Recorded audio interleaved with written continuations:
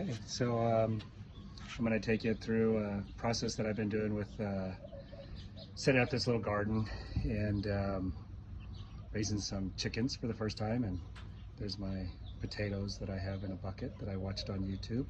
So some of this is a first for me. The garden, you know, I've had this garden here. We moved into this house, and this whole back area was a long sloping hill, and there was nothing back here but weeds and dirt. And I just moved a lot of the dirt around, and this dirt that was back here was just hard, dry, red dirt we have in this area, and this is in southern Utah. And over time, I started working this area up here, and then built these little garden boxes, and really started putting some stuff from the nursery, bringing some fertilizers in, and just different kind of soils that they had in the bags, and worked it into the soil and got it dark and rich. But I haven't grown a garden here probably for about 5 years, and but the soil, just with a little bit of work, got it back in shape. And so let me just walk you through. This first time I've ever had chickens, raised them from chicks, and then I saw on YouTube as well these potatoes that you could grow in a little 5-gallon bucket. And I've had some buckets laying around, and watched the video and thought I'd try it out. So it was pretty cool to see the actual plants coming up through the top of the soil. And I didn't know that potatoes did that. I thought it all just remained underground. So it's cool to see what's happening now in the process. I'm not ready to harvest the potatoes yet, but I just thought I'd show you what they look like while they're being grown. That's probably about month and a half, 2 months maybe, right there. So I'll just walk you through and show you. I've always grown tomatoes. Tomatoes, you know, if the soil's good and you keep them wet, they just produce like crazy. I mean, you look at this. We bought these from the nursery. They were starters. These 3 here were the bigger ones. And then these 3 were the smaller ones. This one's still a little bit smaller than the other 2, but they were the really small ones, you know, that aren't producing anything, just the smallest that the nursery had to offer. These ones were a little larger, but now, you know, here we are a couple months into it, they're about the same size.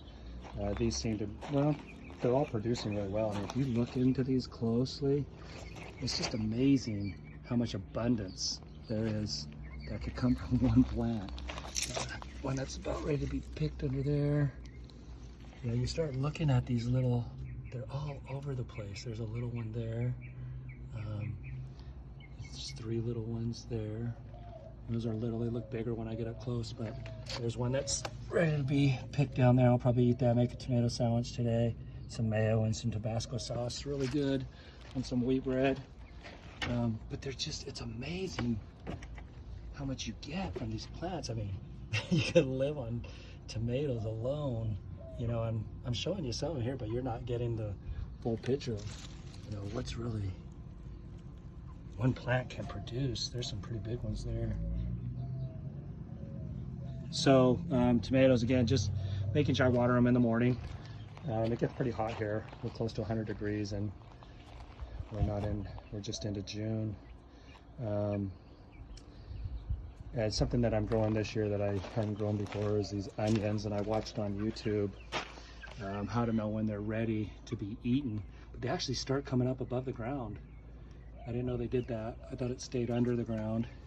And they said when this area right here, the white part at the bottom, starts getting soft and they start bending over, that's when you know it's ready to harvest them. So it's kind of cool to see that process. And just the stalks that come out of it's really green. It adds a lot of green to the garden, and they look cool. I like how the stems look coming off.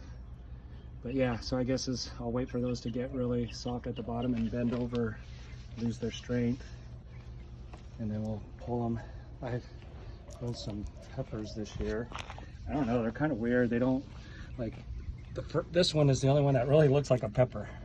They usually come out like this. I don't know, maybe somebody could tell me why. They look more like a squashed pumpkin. They're supposed to be bell peppers. So if you look at this one, It looks like a squashed pumpkin. And when they turn red, these are supposed to be red bell peppers, so even that green one there, which looks more normal, like I said, is supposed to turn red. This one had a really some big ones on them, but they just look like squashed pumpkins. But it seems to keep producing. There's a new flower on the top of that one out. Maybe that's what turns into the pepper. But again, they're just not getting that length like the bell peppers look in the store. So if anybody knows, maybe they could mention in the comments. And then I just have some squash here. They didn't have, I wanted some cucumbers, but they were out of them at the nursery when I went there. And I'll just cut these back and keep them trimmed so they don't overgrow everything. They were growing onto the onions and wrapping around, like in one night, this little part would be wrapped around an onion. And so I untangled them, but I'll try to keep these under control. I haven't really seen any squash actually developing yet.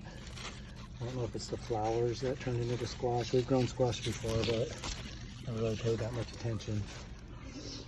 So I'll water them in the morning, just flood them, and then sometimes I'll water them in the early evening, like 5 o'clock, because it does get pretty hot here.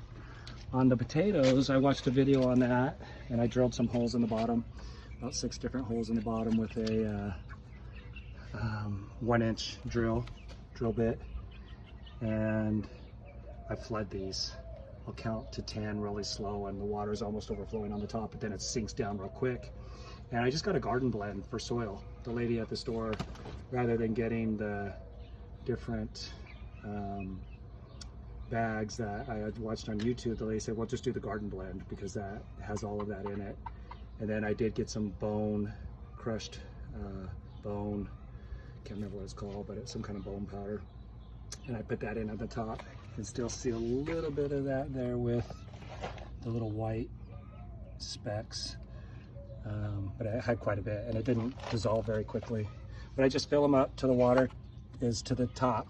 I count to 10 real slow. Do all 3 of them that way, then I go back and count to 5. And just really drench, and the water comes out very quickly through the bottom because there's some really big holes and the soil's really loose. So, and it's pretty dry here. I remember watching one video and the guy said that his potatoes were too wet and it rained a lot that year. So they came out really mushy. So it'll be interesting to see, but so far they're looking good. And you harvest the potatoes. I was just, we're sitting at the table and inside, and I said, I'm not sure when to harvest them. I need to look that up. And my daughter looked it up, you know, as soon as I said that. And she said, oh, when the things on the top start to die, that's when you harvest them. So I guess when these look like they're dead or dying, that's when you harvest your potatoes. There's a couple of hints and tips that they gave. Rubbing the skin on a potato, if it comes off really easy, then it's too early. Let them go a little bit longer. Somebody else said too, when you pull them out, maybe let them sit out for a day or so. And on those potatoes, I just waited until they started growing some eyes, just some potatoes from the store. It was really, you know, when I watched some of this stuff, especially with the chickens and to a small degree the potatoes, I wasn't really, it didn't make me nervous, but it was just like the unknowing. Like, I've never done this before. I don't know if it'll work.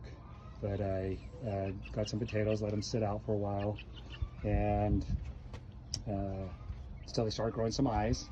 And then another video I saw said you can cut them, and so that you can plant more within one container, and cut them and let them sit for about 2 days so that the part you cut gets a good seal around it, like it dries out. And I planted them and just kept watering them, and lo and behold, they're growing. So it was that unknown, and it's just pretty cool to see it all come into fruition. And you know, something that I had never done before. So, you know, sometimes we paralyze ourselves and don't, you know, follow through with something that would be very beneficial and of value for us because of the unknown. And I just had to, I'm not a gardener. I mean, I typically would just grow squash and tomatoes. Never tried potatoes, and you know, the whole idea was new, and that unknowing part. Almost didn't do it, but then the buckets kept staring at me every time I walked by, and so I just drilled the holes, got this stuff, and again, just got potatoes from the store and waited for them to grow some eyes, cut them, and then planted them about halfway down. I did them in, I think I did 2 different levels, about a third and then halfway up and I planted probably about 4 or 5 different potatoes in each one. And I just did regular Idaho potatoes. Okay, so with the chickens, we bought this little, it looks so cute. I thought, oh, this is gonna look just awesome. You know, just really finish off the garden as far as a self-sustaining little ecosystem here. So, you know, we have tomatoes, we have peppers, we have potatoes, we have onions, we have squash, and eggs. Not planning on eating the chickens, gonna use them for the eggs, and they're all female. We started them out in the garage as chicks. They were just a couple days old, and I bought the little barrier that they have, is a little circular octagon type of barrier with a heat lamp that was attached to it, and I had to buy the shield and the bulb, but I got that at my IFA here in town. And then I just asked questions, you know, again, like the chickens, they were a little bit more, I was a little more like, wow, this is like an undertaking, and never raised any kind of livestock like this before. And so there was that, you know, could have been paralyzed in it, but I really thought having the eggs would be of value. And so I followed through it. I went down and asked some questions. You know, the local store clerks, they're really helpful. I didn't know what kind of feed to give them. And when we started them out in the garage, there is chick feed that you get in bags. And I bought those 2 containers that you can see right there. That's what I've used the whole time. And they said they would need to be in the garage for about 5 to 6 weeks. They got to the height and daring enough to where they would start perching on the side of the little, it was like an octagon shaped barrier. It just folded out. It was all put together. All I had to do was unfold it, and they would perch on the side. But they stayed in there. They didn't ever fly into the garage or around the garage. They just always stayed on the top or back inside. And I used, I'll show you, I have it in my trailer here. I put down a tarp on the ground because I just didn't want all the mess on the garage floor. And then on top of that tarp, I put this stuff here. And I mean, even buying this stuff, it says for horses, and I kept going back, are you sure that's the stuff I need for the chickens? It's, you know, it says for horses. And it's just really soft. And I bought a big bag of it. This is the only bag I bought, and there's, you know, it was almost like a hay bale size, and there's still quite a bit left. And it's called Cozy Den Comfort Pine, and this is the softest kind that was made from the pine, and the way that it's shredded up, and they seem to like it. Well, I'm putting that in there in the housing part of this pen as well, where they sleep at night. Just want to make it comfortable for them. I spoil them, clean it out about every week or 2, and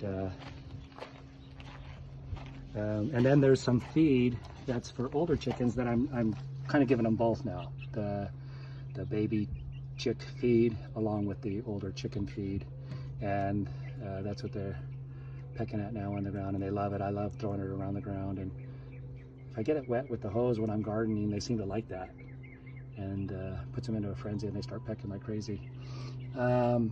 So they're probably about 2.5 months old now. They won't start laying eggs until they're, I think, 6 to 8 months old. 6 to 8 months old, they'll start laying the eggs. And this just has a little thing that I can lift this up here and get to their bedding. And then they have perches and stuff. And it does get pretty warm here. So every once in a while I'll come out, and I don't do it every day, but I'll pour some water down there with the hose, which cools it off, and then we just have this really nice shade tree that is perfect for this spot right here. And it keeps them shaded, and they know, I mean, they'll be sitting in the shaded part when it gets, you know, hot and the sun is hitting the other parts of the cage. They go to the shade. Just like when I had them in the garage too. I'll give you a little more detail on that. With the lamp, it could be adjusted so it could be higher and lower. And depending on your climate, there's different bulbs that you can use for the heat. And, you know, colder times, they would move closer to that lamp, and when it got hotter for them, they'd move away from the lamp. And I even noticed that they would hide behind the water jug because it casts a little bit of a shadow. And so then that's when I would raise the lamp a little higher. And as our temperature started warming up here in southern Utah, I put the lamp way up high. In fact, I took it off of the thing that it came with and put it on something that was higher. And we moved them into this pen probably at about 6 weeks. I think they said 6 to 8 weeks they would need to be, you know, in sheltered and in the garage. So when they started flying around in the little coop and jumping up on the ledges pretty regularly, that's when I moved them in here. So there it is, you know, and you know, something that was new for me. Again, you know, I never planted onions, and I just watched on YouTube. I mean, you can have things at your fingertips, and you watch a couple of them, and you can make sense of, you know, the different tips and talking points that they talk on. You watch 2 or 3, maybe 4 of them, and you feel like you have enough educated, you know, information to go for it. But there was a little hesitancy with the potatoes, a little bit with the chickens, but I just felt like the eggs would be worth the value of, you know, working through that hesitancy. And you know, we've already been eating the tomatoes. I'm not sure with the onions. I guess once they're grown, you know, they're not going to produce anymore. The cucumbers should keep producing. Looks like the peppers are. Oh, we also had a kumquat tree that we got from the nursery. Planted some flowers. Some of the flowers are, you know, they're seasonal, so they're dying off. I need to trim the other little plants back, decorative plants. But that had 3 kumquats on it when we bought it, and they ripened up and we ate them. But it doesn't seem to be producing anymore. But it has grown a lot more leaves. Not sure what the temperature will do to the tree out here. The nursery said people have been requesting them, so they brought them in. So maybe next year we'll have more kumquats, or I don't know if they grow in the fall. Maybe somebody could share in the comments. And then I put strawberries in this container, and then also strawberries in this container, and it got really hot, and I think I missed a watering opportunity, and that one died. So our little grandson planted this other plant that he got from school in there. I'll probably go down to the nursery store today and maybe find some kind of other edible thing that I could put in there. But I drilled holes in the bottom of those as well.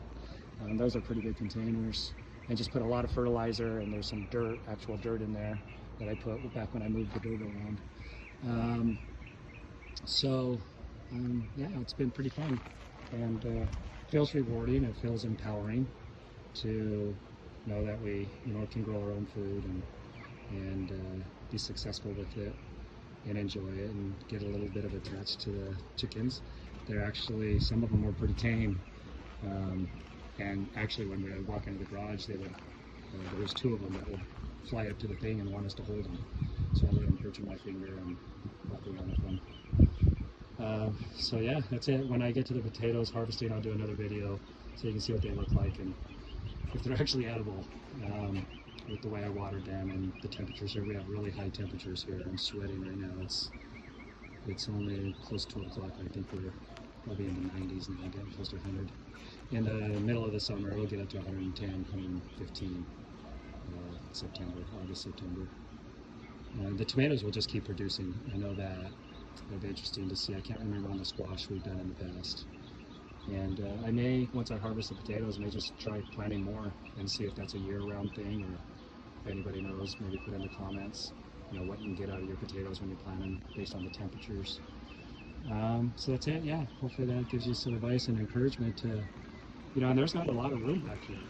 You know, I could have made more gardening room, but I like how things look. I'm into that feng shui kind of look and like things to be in their proper place and just be aesthetically pleasing to the eye. But if it was an emergency, you know, I'd clear out more dirt and do more with it, maybe make, you know, the potatoes in the ground, that type of thing. But at this point, it's been kind of a hobby and experiment. But again, I'm not by any means a gardener. I grew up in the city in California, and you know, I think most people are familiar with the idea of gardening and what it takes, or have seen a garden. We had a few gardens as I was growing up, but nothing consistently.